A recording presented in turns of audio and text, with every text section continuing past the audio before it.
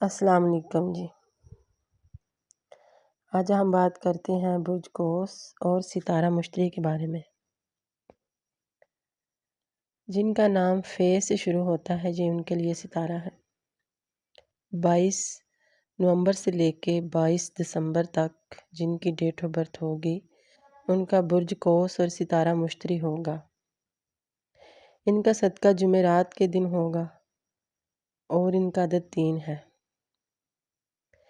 Colour ان کا سفید اور سبز ہے، اور یہ پتھر وغیرہ جو پہن سکتے ہیں فروزہ اور یمنی حقیق یا نیلم، ان تینوں میں سے ایک یہ پہن سکتے ہیں۔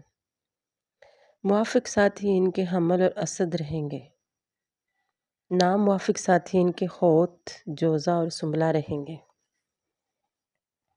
جیسے کہ 2025 ہر کسی کے لیے خوشیاں اور کسی کے لیے بھی نہ بھی خوشیاں لے کے آیا ہے۔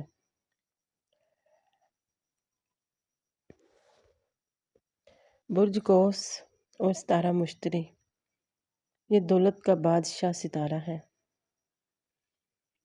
اگر اس کے عروج میں جب یہ ستارہ برج قوس اور ستارہ مشتری عروج میں ہوتا ہے، اس کے درمیان میں جو بچے پیدا ہوتے ہیں وہ بہت ہی لکی اور قسمت والے ہوتے ہیں،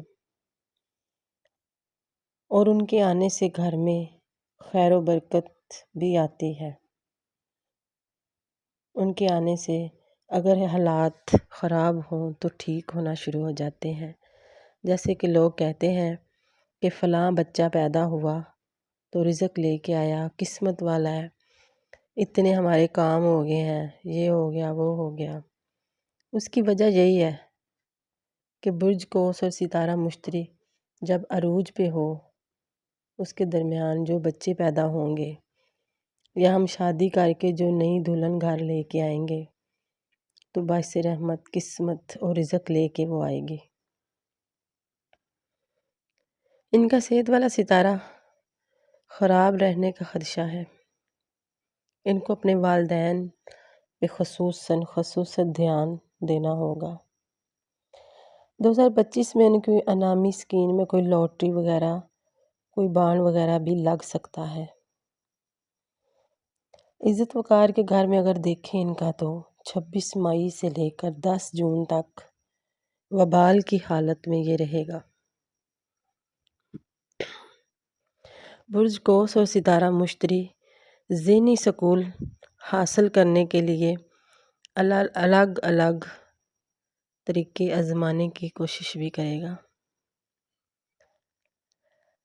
30 جون کے بعد ان کا عزت وقار والا ستارہ کافی اچھا ہو جائے گا۔